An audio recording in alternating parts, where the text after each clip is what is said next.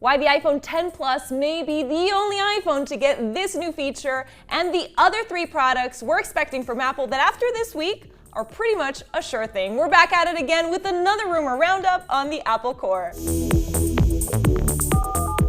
All right, let's get the bad news out of the way so we can focus on the good stuff. Now, rumor has it Apple will add wireless fast charging powers to its phones, but only one of the 3 new iPhones we're expecting could get the superpower. A recent China Times report picked up by Forbes shows an X-ray of the phone in question with a new type of coil that would make this feature possible. Now, the report speculates that it's the larger, more expensive X Plus with that 6.5-inch screen that would be getting this feature. And price aside, it also mentions that the larger body of the Plus would be better at handling that extra heat generated by this wireless fast charging coil. But before we go down this road, I'm kind of tempted to call on this rumor.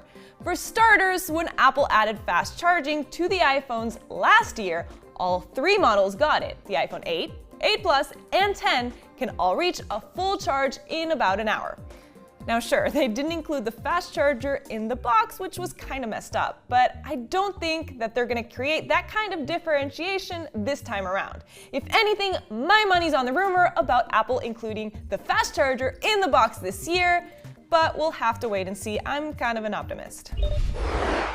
And we won't have to wait long. Last week, I asked you guys when you thought the next Apple event would be, and it seems like September 12th was the consensus. I did like Logan M's theory about launching an iPhone 9 and an iPhone 11 on the 11th of September, but most of you went with the later date. That means we have less than 3 weeks to go before we meet these phones.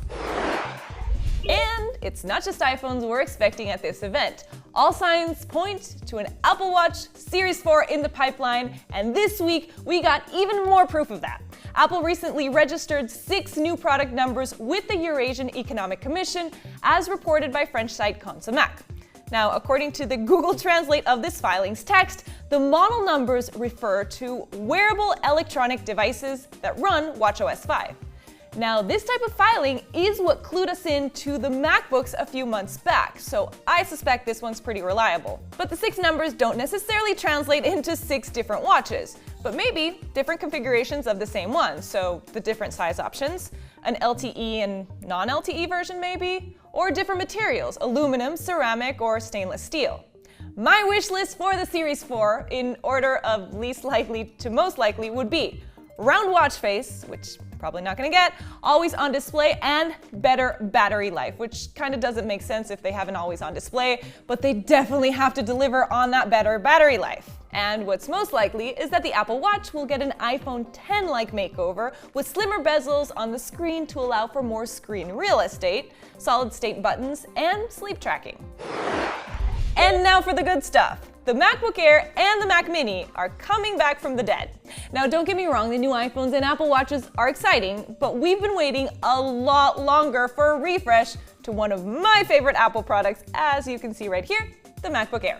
Which is why I'm not even sure I believe it yet. A Bloomberg report citing people familiar with the plans says Apple will release a new low-cost laptop and an upgrade to the Mac Mini desktop focused on pro users later this year, which probably means they'll announce them not at the September event, but more like an update, like what they did with the MacBook Pros, or maybe in an October event alongside new iPad Pros.